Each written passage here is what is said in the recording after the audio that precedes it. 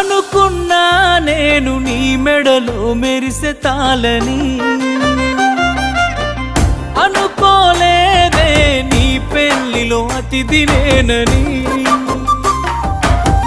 రాసుకున్నా నా నెత్తుటితో ప్రేమ లేక, నాకు ఇచ్చావే రమ్మని నీ పెళ్లి పత్రిక. నీ చుట్టుముట్టున్న అతిథులు, అందులోనే నీ నవ్వులు, నీ పక్కనున్నోడి మునివెళ్ళు, నీకు వేస్తూ ఉంటే ముడుములు. చూడలేక నేను చచ్చి బతికానే, కన్నీటి అక్షింతలేసానే.